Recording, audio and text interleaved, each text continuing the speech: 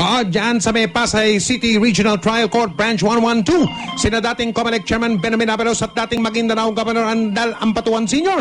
Ang tumututok po doon ay si Sam Nielsen. Sam, ano sitwasyon yan? Maagang naipasok, Mike, sa Pasay Regional Trial Court na rol. Ito mga tauhan ng DJMP. Itong si dating Governor Andal Ampatuan Sr. Isa sa mga akusado sa Maguindanao Massacre na naharap din sa kasong electoral sabotage. Dito sa Branch 112 ng Pasay RTC, sakay ng wheelchair, mabilis na dinala pasado alas 7 ng umaga sa ikatlong palapag nitong gusali ng Hall of Justice.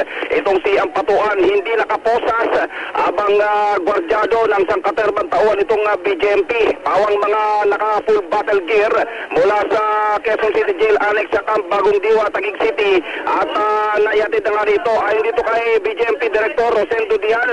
Madilim pa lamang kanina ng kanyang ipahatid sa korte itong si Ampatuan para na rin sa kanyang arraignment bilang bahagi daw ng seguridad.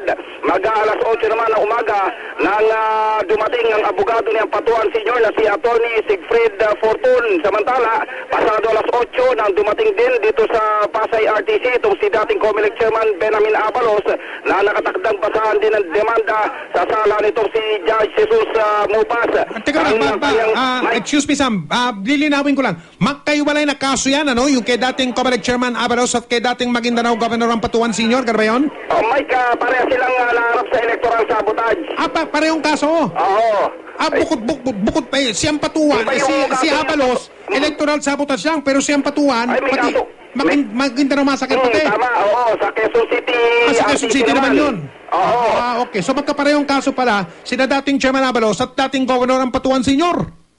Oo, Mike. Diyan sa Pasay, okay. Tama, Mike. At hanggang sa mga oras na ito, nakakalat dito sa labas ng Pasay Justice Hall at sa Branch 112, itong mga negatid na tauhan ng BJMP at mga tauhan na rin ng Special Weapons and Tactics nitong Pasay Police. Inaasahan, masisimulan itong arraignment kay Ampatuan ilang minuto mula ngayon. Bukod dito kay Ampatuan at kay Abalos, nakakalendaryo din dito sa Pasay RTC 112 ang pagbasa ng demanda kay dating North Cotabato Election Supervisor Yogi Martirizar na naharap din sa kasong electoral sabotage. Mula rito sa Pasay RTC ang inyong kapuso, Sam Nielsen, Jimmy Esperadio, DCWB. At ang ating pong oras, alas 8:21. Double B sa News TV.